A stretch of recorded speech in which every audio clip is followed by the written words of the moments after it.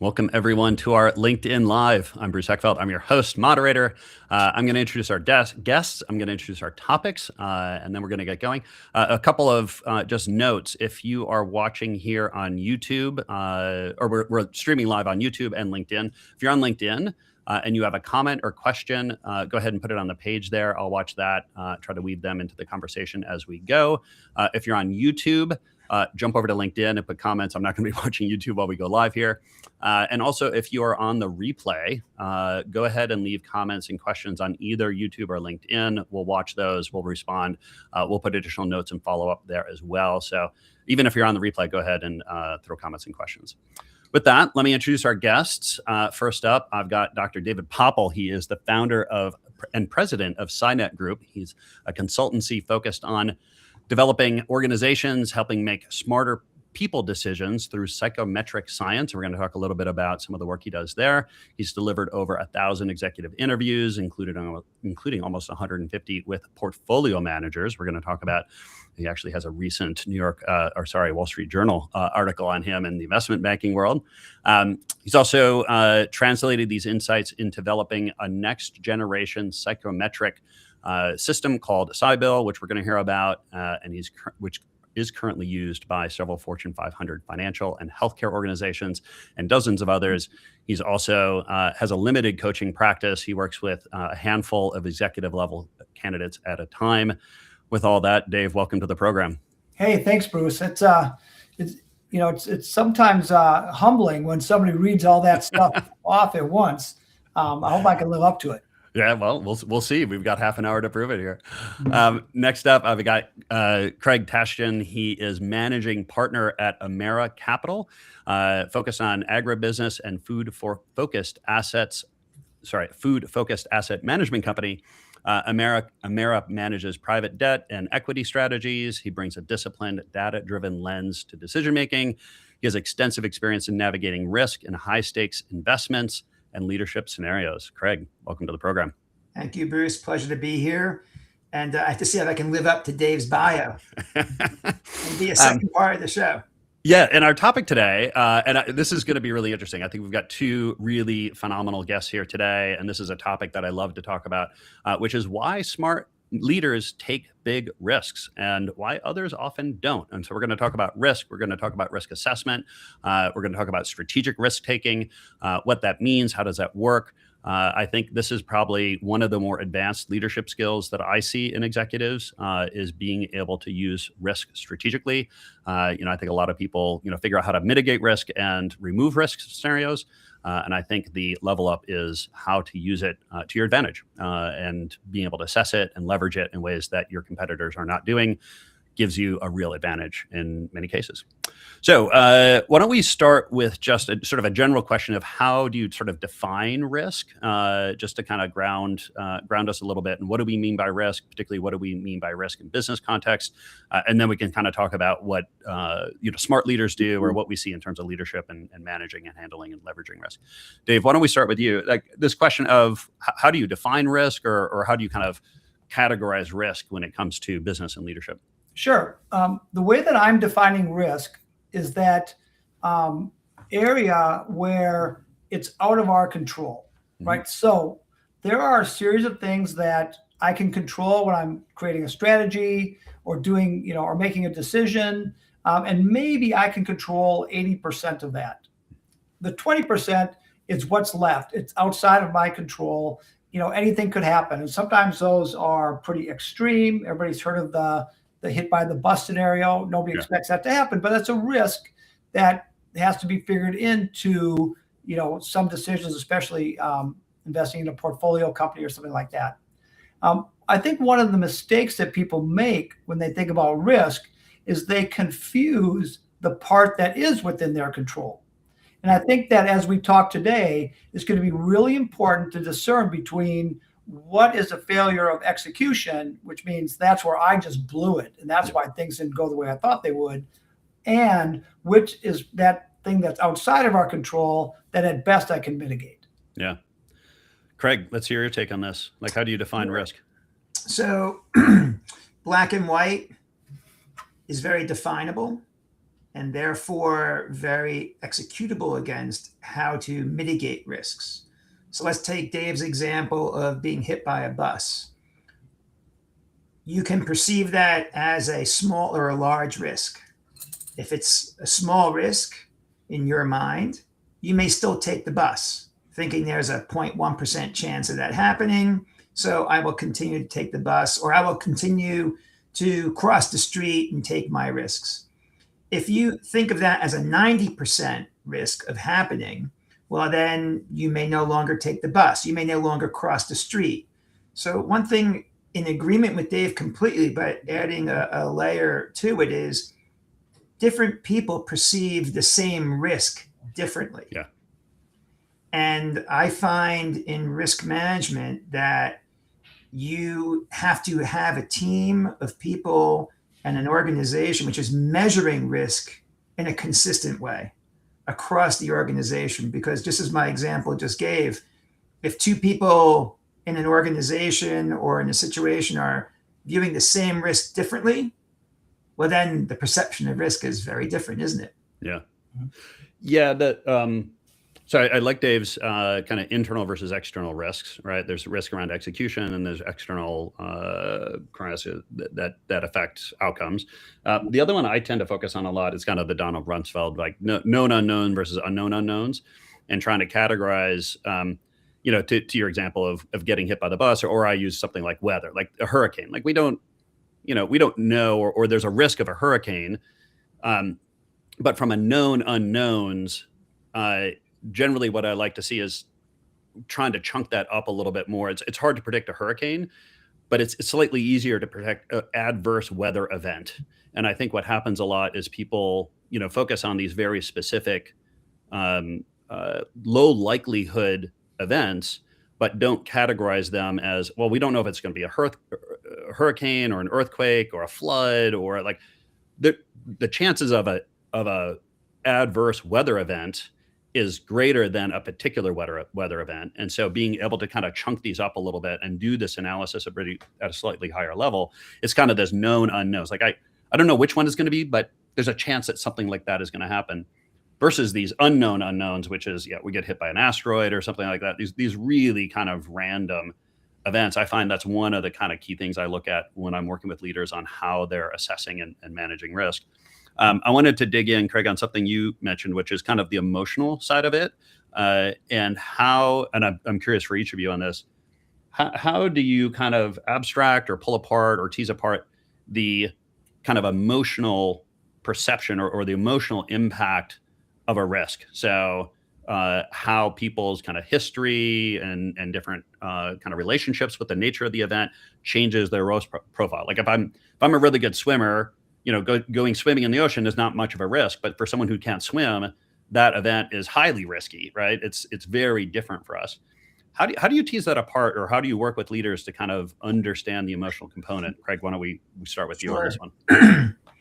I think it's probably one of the key challenges in management. People as managers have to be disciplined to understand the people they're working with. And that takes time and effort. It means asking a lot of open-ended questions so people can display who they are and show what their personality and their history of experiences may be. So if you are working with people who have been traumatized by events, seen risks, and have been negatively impacted by that, you need to know that they are going to perceive the risks in a much more dramatic way than someone who maybe is unemotive and sees that as, that was my past, that's not my present. Or someone who maybe hasn't experienced risk in any way. Let's look at The Big Short, the fellow who was semi-autistic, right, or on the spectrum. Yeah, that's brilliant. So he was able to see right through things without any emotion. Yeah. When I read the book and saw the movie, I was really impacted by his unemotional ability to assess the situation. And others in that same situation became very emotive. And that's a lot of energy, a lot of distraction from handling that situation. Yeah. So I like to assess people's emotional IQ and their response to crisis. critical importance to me that if I'm having someone in a deep risk management or a crisis scenario, I want to see them act without emotion. I want to see them really step back and evaluate the facts and the risks for what they are. Mm-hmm. When I see someone get emotional, I have to pull them off. Yeah. I have to put them into a position of calming down and get some people around them who can assist them in handling things in a non-emotive way. Yeah, I call it taking them off the field, right? If they're Yeah. not in an emotional state to play, like we got to get them off the field and get them on the bench and I like work on that that. phrase. Dave, how do you kind of look at assessing the emotional kind of aspect of risk and people's reactions to it? Yeah, so I would go to the core of what that emotion is, which in most cases is fear.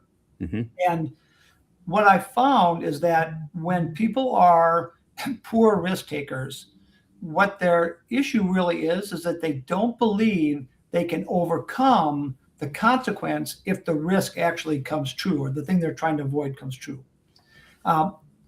Those people also have a secondary issue, which is they see life in a very short chunks. And so if something disastrous happens tomorrow, that is their whole purview, right? That means that that's all they're seeing. Somebody like, and I know Craig in particular is gifted at this.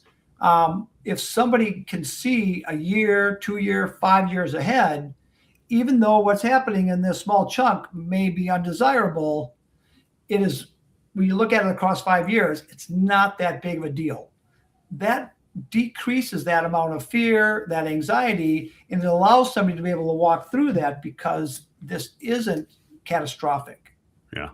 Yeah. I think I'm curious on that one because I think one of the things that I look for in leaders is essentially their ability to kind of figure out how either recoverable or undoable something is. Mhm. And a lot of times that kind of gives them this edge or ability to actually then take action if they can see or they've got a plan or they have a confidence that, okay, yeah, this negative thing might happen, but I know I can fix it pretty quickly, or I can mitigate the impact of that, or I can back my decision up and take another path if I start to feel like that might happen. How do you analyze or how do you judge people's ability to kind of analyze a risk scenario for those kind of more nuanced factors rather than just this kind of, oh, this might happen, so I need to kind of decide if I'm going to do it or not. Craig, what's your take on this one? Yeah. So it starts with communication. I don't want to make it sound too simple, but you have to get the communication flow going so that people can hear themselves thinking and writing and getting the tactile aspect of their brain going. I've not talked with Dave about this before, but when I start typing or writing down, my brain's processing. Uh-huh. And I'm thinking, is this making sense? Am I thinking of everything? And I try to get the teams to work the same way. I've heard you say it, but now I want you to write it. I want you to think about it. It gives them a chance to take that deep breath, right? And get their body relaxed, get that brain some oxygen, get the muscles to get a little flow of oxygen, and just tamper down. Okay, you're in a situation. Now, what are our options? Who can we resource with? Who can we talk to? Get that team going, that sense of you're not alone. And we'll get into it probably in the call about culture and the culture of allowing to admit failure. That's really important at that point in time, Bruce. Mm-hmm. The person's not thinking, oh my God, I'm a failure and I'm going to kill myself or the organization. No. Yeah. You've got to have that foam cushioning there of, look, get off of it. How are we going to fix this? Because tomorrow is more important than yesterday. Yeah. Dave, what's your take on this one? Yeah, so there's one thing I want to make sure I don't miss, because I don't know if you noticed, but in the very introductory part of this conversation, how do we define risk, Craig starts talking about probability theory right off the bat. The first thing in really being able to manage risk effectively is that you have to start thinking of everything in terms of probability, right? That is the core to risk mitigation. there's another thing that that I would then add to what Craig said, and we have a little data to back that up, is that for the people that are managing risk poorly, they are internalizing every failure. So to quickly define what I mean, if they can attach risk to their actions or failure to their actions, if they can attach failure to something external, if they can attach failure to other people, they tend to actually do a little bit better at this, though the most effective people attach it to their actions. It's those people who attach failure to their capabilities. Those are the people that will do well for a while, but then they'll fall off a cliff. And at that point, everybody's going, what happened? This guy was managing risk so well, and he was unemotional, and she could manage this well, and all those things. And then all of a sudden, boom. Yeah. And that happens is when psychologically, they become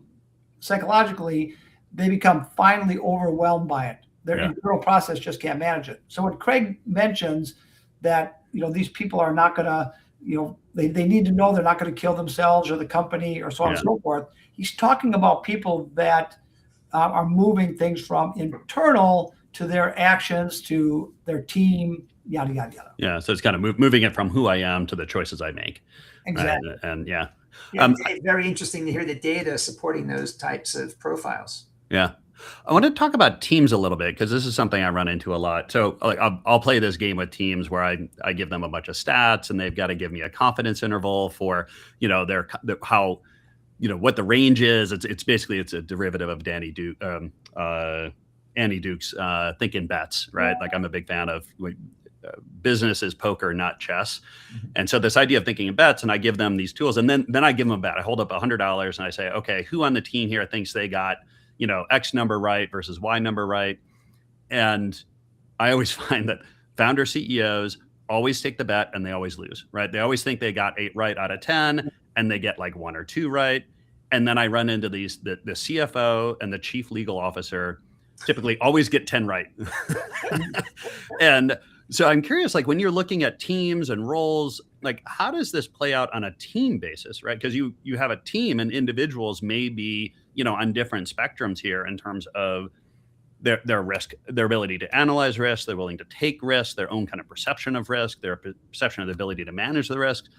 When you look at a team, is there anything that you're looking for in terms of dynamics, in terms of how they're talking about things or how they're working together to kind of go through this process? I'm curious what you've seen, what you're looking for, any patterns that, either positive or negative. Dave, why don't we start with you on this one? Yeah, I'm kind of smiling because I'm going to use Craig as an example. Yeah, good. All right, so Craig took our psychometric, and Craig scores at a level that I would call naively optimistic. He's not a narcissist, far from it, but he expects that good things are going to happen. Right. And Craig is now the leader of that team in AmeriCapital. Right. He's got partners and other people, but Craig is that guy. What happens, though, is that Craig is the sender. So when other people are around Craig, they now borrow his naive optimism, and it becomes their naive optimism, which means they are now willing to take some chances and some risks that they maybe would not have taken had they had a different leader or had they been on their own. So when you talk about teams, think about it in terms of the senders and the receivers. And when you have a sender like Craig, the rest of them can manage risk more effectively as a result. Yeah. So Craig, my question for you is, did you intentionally structure your team to have that kind of balancing? Because I could imagine, like, if you had a team that was then also a whole bunch of, highly optimistic people, that might go off the rails, versus do you think about constructing a team that kind of balances or creates a dynamic that, that leverages that? Or like, how have you designed your team, and what have you noticed about how things work? Completely so. Yeah. So chief risk officer is a no man. Okay, so now the team has to navigate this optimist and the no man. And I love it because I'm expecting him to be my hedge, to be my neutralizer, right? COO. first thing out of his mouth is always the problem. I'm always saying to him, we're going to have a better conversation if the first thing out of your mouth isn't the problem is. Uh-huh. So, I enjoy having those people there as part of the team. Interestingly, Bruce, when Dave and I were working together as consultant client 7, 8 years ago, Dave did his psychometric tests on the organization. And when we reviewed the results, I said, Dave, what we need to do now is get your testing to create team chemistry testing. Because we were having verbal conversations like your question, and we were doing observatory team construction. And now Dave, I know, has built up his data and his systems to now test teams. Yeah. See how they will operate together. So for me, this is really crucial. It's crucial within Emera. It's crucial in building the C-suite in portfolio companies. Yeah. Yeah. Dave, tell us a little bit about how you do individuals versus teams, or what have you noticed as you've done team analysis? What are the complexities and factors that you looked at? Yeah. So the way that we do it, and this is, Craig's not wrong in that it was inspired by that work with Emera, is that we have now 6 different charts. And instead of just showing an individual in a quadrant, we have it looks like a heat map, and it shows where everybody is. Now, the way the charts are, that the way we set it up is that when people are opposite from each other, those scores also tend to be counter-correlated or negatively correlated. Yeah. So we're immediately able to see a dynamic of either they can be complementary because one is like Craig's controller and one's like Craig, or there might be some problems like, when Craig has to speak to his COO and he's always, this is a problem. So we were able to predict both of that because of the way they're lined up on our charts. And then once you get that information, you have to reframe for the team on why these things are complementary and useful to have these different perspectives and not a point of contention. Yeah. Is there a sweet spot here? Because I find sometimes, like, I'll run into teams where they're just too nice, right? Like they're too similar. They reinforce each other. There's really no contrast. But then it can flip to the other side where they're so different and they're so adversarial that, everything is just friction. They can never get to any kind of common ground or agreement or move things forward. Like, Dave, when you're looking at a team, is there a balance you're trying to reach, or how do you deal with that? There really is. I'm glad you brought that up. So on your first point, we were working with the marketing department of a large accounting firm. It was a group of high performers, and they were given a project as part of this leadership program. And they had 6 months to do it. They were 3 months in, they hadn't really started it. Yeah. And it was because everybody in that group was a cheerleader. They kept patting each other on the back and how great things are going. They got nothing done. Yeah. So a similar situation, everybody on the group was different, and particularly in how they processed information. What became really interesting with that group is they aligned on their values. And I really want to drive this home. If everybody has the same values, then people can manage the differences in how they're perceiving the information and how they come about it. If the values are not aligned, then it doesn't matter. Everybody can be the same. Yeah. It's the same personality, and things are still going to crap the bed. Yeah. Yeah. Craig, I'm curious in terms of the teams you've worked with and what you've noticed about dynamics, like how do you sort of see that balance between kind of too similar and too agreeable and kind of too different and too much friction? I think they're both a problem. So, that's the barbell, right? Yeah. And I like Dave's comment about a commonality, which ultimately has to lead to respect for each other's opinion and with true active listening. There really needs to be, I respect what you're thinking. I'm listening to what you're thinking. And I'll throw one more thing in. And that was something that Dave actually helped us see through years ago.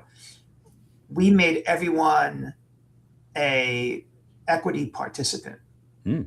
So in asset management, that's rather easy to do by allocating carried interests out. So it's a nice way of giving everyone real economic alignment, We're all in here in the same boat, pulling the oar in the same direction.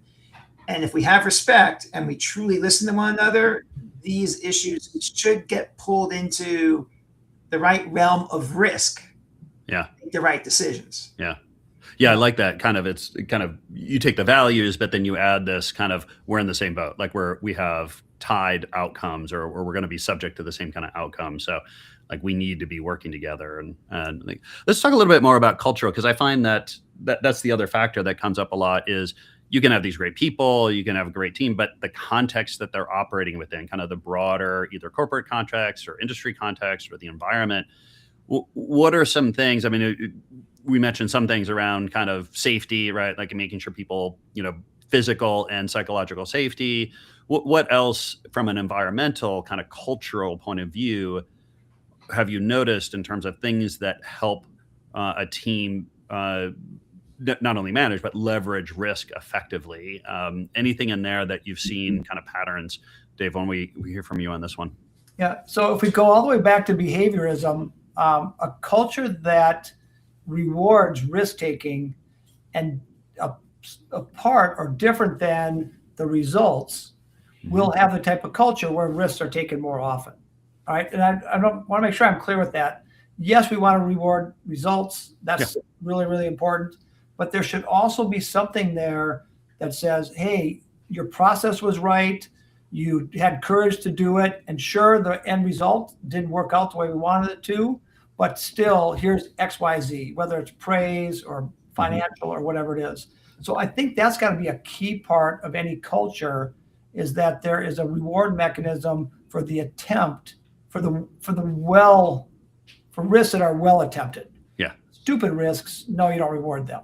Yeah. But those that are done well. Yeah, we talked a little bit about this, I think, in one of our prep calls, but something I work with teams a lot on are differentiating between good and bad decisions versus good and bad outcomes. And for a lot of these situations, there is uncertainty and variability, and we can have a good decision. Like we made the right decision. We analyzed everything right. We looked at the probability. Like it was very clear we should get on this path, but we can still have a good outcome or a bad outcome. And a good team and a good culture, I find, can sort those things out, can say, oh, yeah, we had a bad outcome, but the decision was still the right decision, right? Like given that situation again and again and again, we should still do that. We should still make that. And vice versa. I can make a really bad decision, but get lucky and have a good outcome. And teams that don't do that well reinforce bad decisions, right? They're like, oh, well, we bet the farm and we won, but that was lucky. And if they start betting the farm again and again and again, they're going to have a bad outcome. Craig, tell us a little bit about, as you see the kind of cultural aspect or maybe the culture that you've created and operated within, what else really helps a team with managing and leveraging risk? Oh, no. Oh, hold on. He's here. We'll get him back. Give me a second. There we go. Sorry. Okay. I thought it was time done. No. I don't know. You dropped. So, all right. So what else do you do kind of culturally in teams? Look, this is an evolution over time. At Amera, we've been at this 17 years. So we're just constantly evolving with the answer to your question. But today, it's very important, in my view, that you have the institutional integrity to really put the postmortem up on the board and say, this was our underwriting. These were the decisions we made along the way. We got lucky here, unlucky there. That was a poor underwriting decision. What were we thinking? Yeah. And then step back and say, what lessons can we take as an organization? And I want the person who led that transaction to stand up in front of the entire organization and do that. And to go back to one of our earlier topics, to give the mutual respect and to give the foam landing that if the party deserves to be part of our team, they can feel comfortable laying their dirty laundry out and honestly teach all of us, what did you learn? What do we all need to learn from this? And going back to probabilities and risks, you know what? I think we overestimate what we can control and we underestimate what we don't control. and that leads to the luck and bad luck, right? Yeah.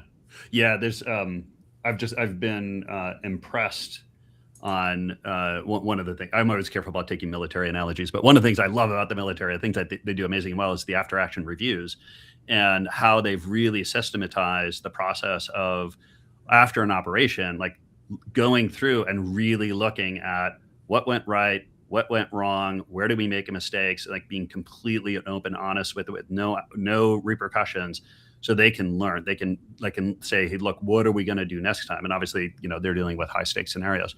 But yeah, I find an organization that can do that retrospective, that after action review, really systematically and well, and drive, good systematic continuous improvement in the organization. You just outlearn, right? Like you can outperform other organizations because you're just improving that much faster. So I hate to say it, we're at time. We could probably go on for another couple of hours on many of these, but I want to make sure people get contact information. Dave, if people want to get a hold of you, learn more about what you're doing, what's the best way to get that? Sure. Reach out to me at dpopple@synetgroup.com. So D as in Dave, P as in Paul, and Synet Group starts with a PSY.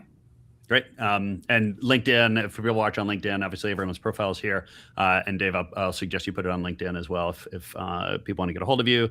Craig, if people want to get a hold of you, learn more, what's the best way to do that? Well, unfortunately, the email address isn't as easy as Dr. Dave's.